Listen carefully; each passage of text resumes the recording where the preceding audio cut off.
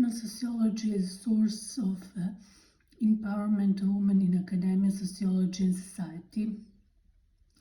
Lila Mušić, Associate Professor, Department of Sociology, Faculty of Political Sciences, Sarajevo, Bosnia and Herzegovina. Even though there are many influential female sociologists, they are not well introduced in literature and academic journals because of double standards in recognition of academic works of women. Jessie Bernard strives for the female enlightenment, questioning the sociology as male-stream and therefore focused only to male experiences in the famous statement, "Can sociology become science of society rather than science of male society?" Wharton 212, page 5. Dorothy Smith wrote her famous work, Sociology for Women, as antecedents of later formed discipline of sociology of gender. She was lecturer at the University of Oregon, where in the academic staff of 44 persons, she was the only woman. The chilly climate for women is the way in which Dorothy Smith explains her experience in teaching gender studies in early 70s. Radical feminism, with its notion of violence over the woman in public and private sphere, demands the identification of these spheres in order for women to be involved in academic life with overcoming the negative stereotypes regarding the roles of women and men. Deegan states, even though there are more than 52 women considered to be founders in sociology, they are still not recognized in sociology. Mary Jo DeGan wrote referral in early 1980s, Early Woman Sociologist and the American Sociological Society, The Patterns of Exclusion and Participation, The American Sociologist, 1981, 14-24, investigates the early woman sociologist position in sociology and in ASA organization. Questions raised by Mary Jo DeGan were following.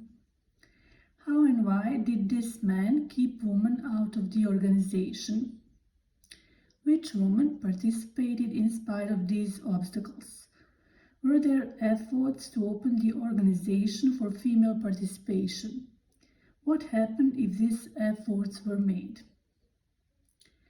Rather to remove obstacles of gender-based marginalization, female sociologists decided to form the coined term Sisters Founders in Sociology as the opposition to founding fathers in sociology, emphasizing the importance of sisterhood in the disciplines rather than motherhood in disciplines.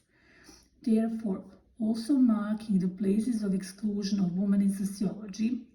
Sisters Founders in Sociology are, as a coined term, formed by Mary Jo DeGan in order to explain the marginalization of female stream sociological theory. Even though there are more than 52 women considered being founders of sociology, they are still not recognized in sociology.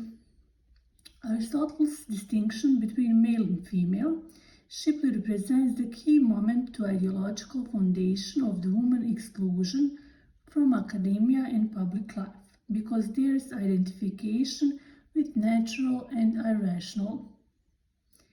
Small Albion advocates the doctrine of separate spheres, believing that man and woman are different, distinctly separate but equal, comparing this difference to difference in between two musical instruments, having the same relation to the notes in scale, but could not be replaced or supply place in their own separate spheres. Even though as the chair of department he employed women at the university, it as only in separate teams. Household administration, sanitary science, social settlements and statistics, DeGan, 1981.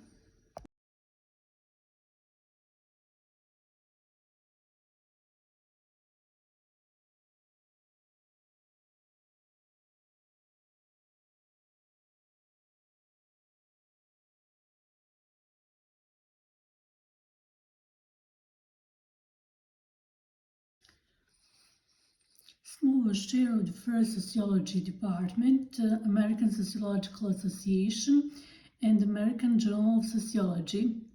He influenced the policy of acting towards female sociologists. ISA then was men's club. Women could come to be participants if they were called by male presidents and organizers. Female Network in Sociology, 4 presidents invited female sociologists to speak: Ward, Small, Ross, and Thomas. Even though Ward believed in separate spheres doctrine, he also believed that women were dominant firsts and men were a variation of her.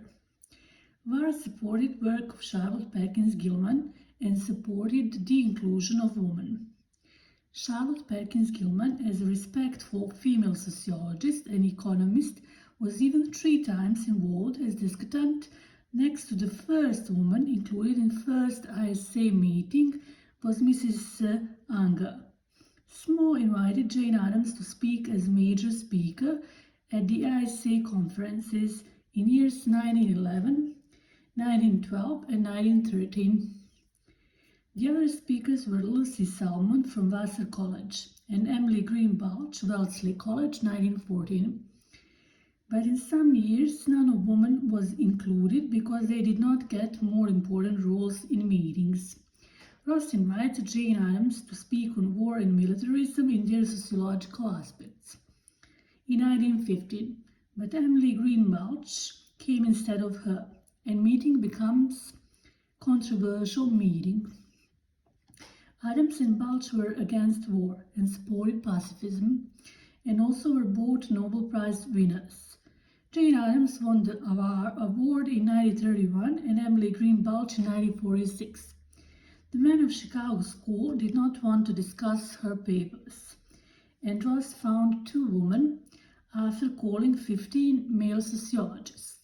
Lillian Wald, head residence of Henry Settlement from NYC, and Anna Garland Spencer, Midwell Theological Seminar, Ohio.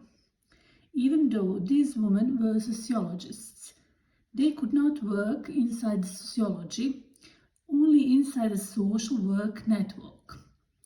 No woman had highest offices during the first year of ISA until 1931, even though 8 women were involved.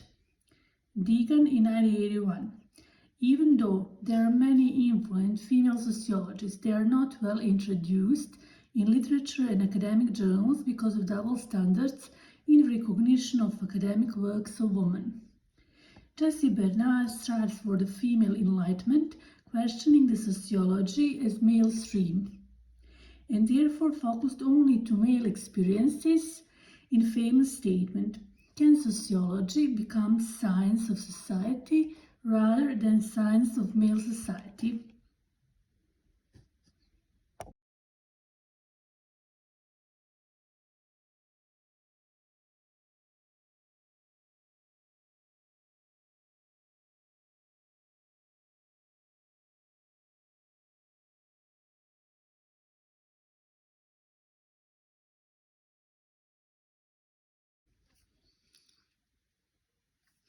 Sister founders and founding fathers.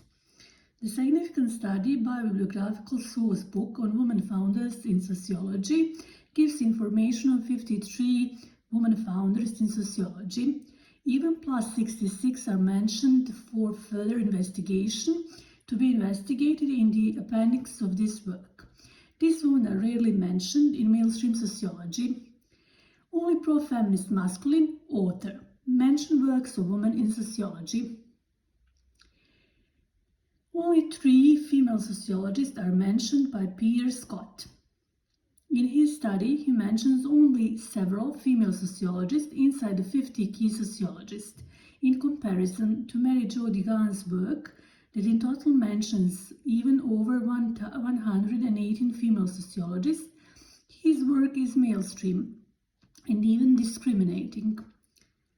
There are different forms of violence over the woman, but this form of exclusion is academic femicide in sociology.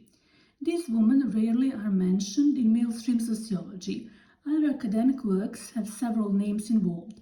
Pro-feminist sociologists such as Giddens or Ritzer and others involved within sexuality studies such as Altman, Weeks, Rabin, and masculinity studies, Connell, Stoltenberg, and Kimmel mentioned even more.